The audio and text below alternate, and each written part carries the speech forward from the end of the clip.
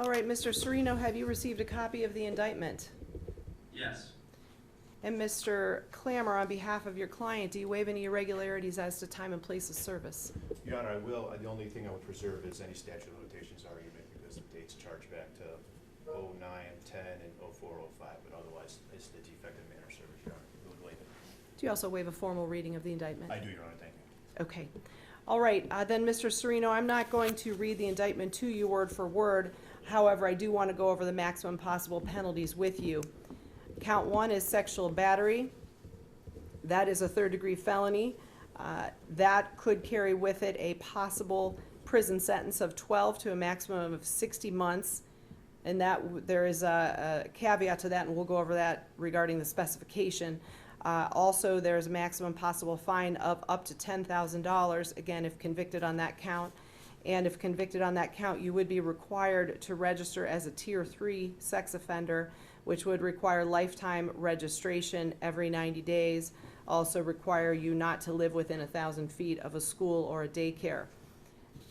There is a specification with that if convicted on the specification, and I'm going to ask counsel to confirm that this is correct, but I believe that if convicted on the specification, there could also be an indefinite prison term imposed consisting of a minimum term fixed by the court, but not less than 2 years, and a maximum term of life imprisonment. Is that correct, counsel? That's correct. Okay. The 2 years mandatory, though, would be part of the underlying charge. So for count 1 would be the sexual battery. So it's not an additional 2 years. It's a mandatory 2 years on the original charge, but up to an indefinite life, yes. All right, thank you. And Mr. Clammer, you agree with that as well? I do not meet you. Okay. Then count 2 is gross sexual imposition, which is a third-degree felony. Again, if convicted on that count, it could carry with it a possible prison sentence of 12 to a maximum of 60 months. Also, a maximum possible fine of up to $10,000. And if convicted on this count, you would be required to register as a Tier 2 sex offender. That would be a 25-year registration every 180 days, and also you would not be permitted to reside within 1,000 feet of a school or a daycare. That also carries the same specification. So if convicted on the specification as to count 2, there would be an indefinite prison term consisting of a minimum term fixed by the court, not less than 2 years, and a maximum term of life imprisonment. Mr. Cirino, do you understand the, oh, Mr. Pleas, did you have something else? Yes, Your Honor. With respect to count 2, due to the 2004-2005 timeline, our research showed that this is a pre-Adam Walsh sexual registration situation. Okay. So on count 2, there would be a potential registration as a sexual predator, and then the spec would have the mandatories that the mandatory and the potential that the court discussed, but it would also result in mandatory registration as a sexual predator. All right. Mr. Cirino, do you understand those maximum possible penalties, including the portion that Mr. Pleas just explained? Yes. Okay. All right, now I'm going to go over your constitutional rights with you. You have the right to counsel. You have the right for reasonable continuance to obtain counsel. If you cannot afford counsel, counsel will be provided at the state's expense. You also have the right to remain silent, the right to a jury trial, and the right to reasonable bail. Do you understand those rights? Yes.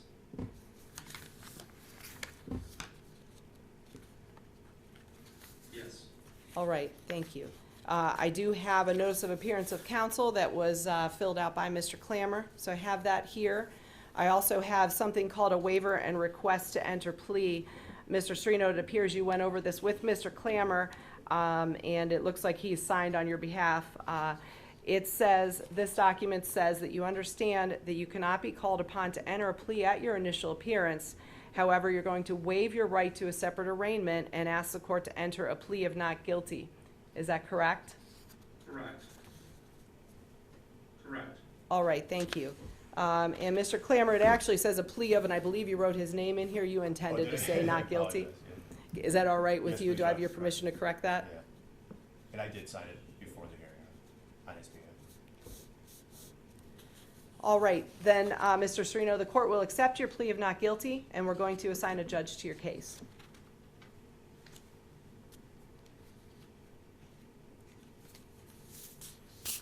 This case is assigned to Judge David M. Ondrey. Your case was assigned to Judge Ondrey. His courtroom is upstairs on the second floor of the Geauga County Courthouse, so your future hearings will be upstairs in front of Judge Ondrey. Okay.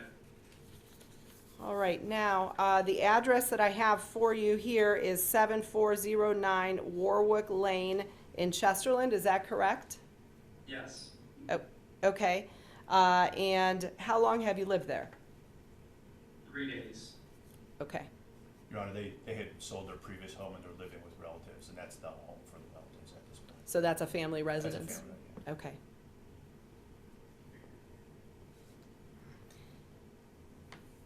And prior to your incarceration, were you working? Yes. And where were you working? I was put on paid administrative leave at Strongsville City Schools on December 8th. Okay.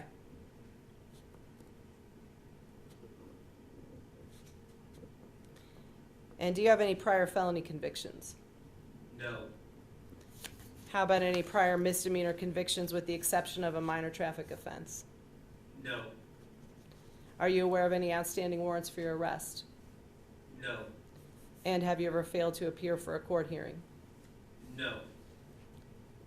All right. Mr. Flays, is this consistent with the information the state has? It is, Your Honor. And does the state have a recommendation regarding bond? Thank you, Your Honor. The state is recommending 10,000, 10% bond with the standard conditions, and additionally, condition of no contact with the victim by the defendant or any third parties at the defendant's direction. All right.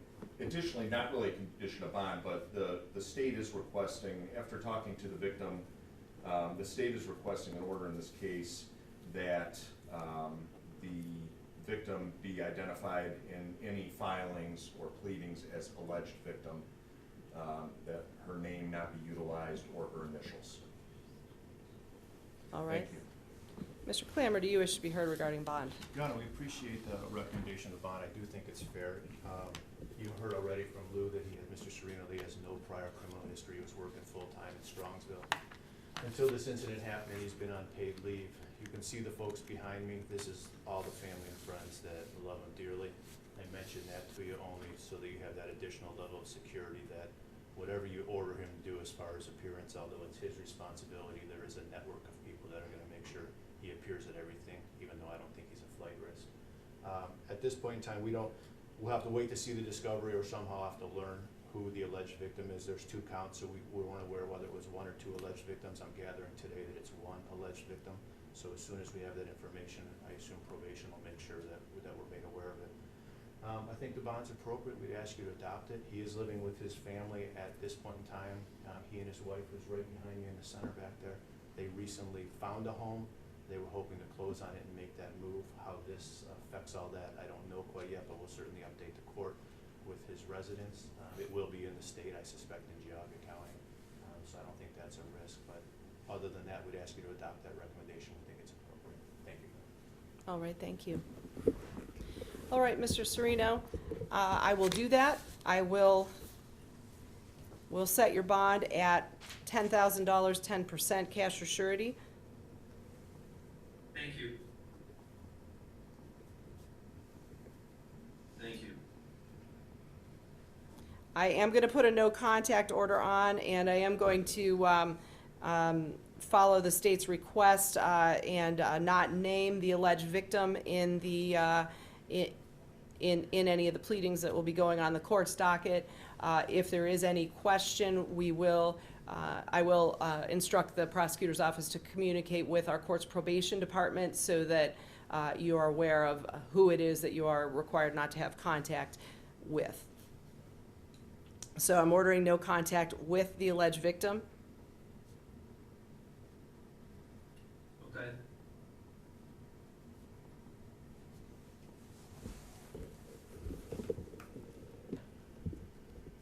And that includes third parties, meaning you can't ask someone else to contact the alleged victim on your behalf. Your Honor, on that one point though, of course, the defense is always able to interview witnesses as appropriate. Yes, as part of this case. Thank you, Your Honor. I would like to put on the record, Judge, that the victim advocate did talk to the victim, and the victim does not want to be interviewed and does not want to be contacted by Mr. Clamor or any of his private investigators. Mr. Clamor, I'll ask you to work with the victim advocate in order to do that, and if there's a problem, it can be brought before the court. File a motion, Judge. Thank you.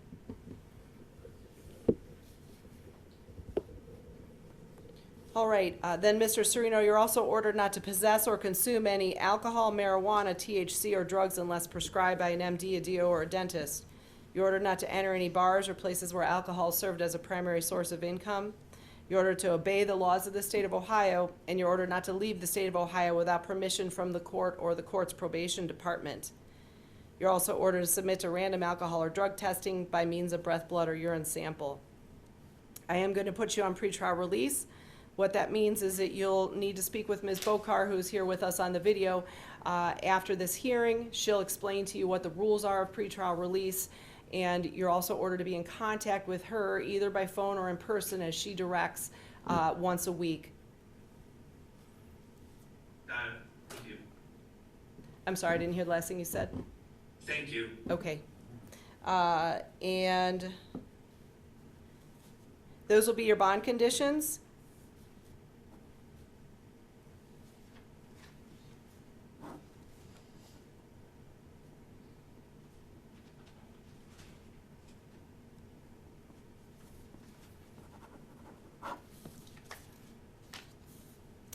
And according to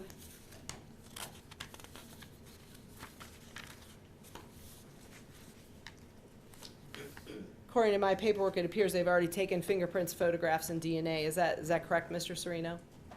Yes. Okay, so that's been taken care of. I believe then that covers everything that I needed to cover here today. Mr. Flays, anything else on the state's end? No, thank you, Your Honor. All right. Mr. Clamor, on your end, anything else we need to address? Just so Mr. Cirino knows precisely what to do upon his release, call Ms. Bokar. And I believe they're going to have, there's a kiosk at the jail. I believe they'll have him speak with Ms. Bokar momentarily here. Oh, good, okay, thank you. So I think that will be taken care of.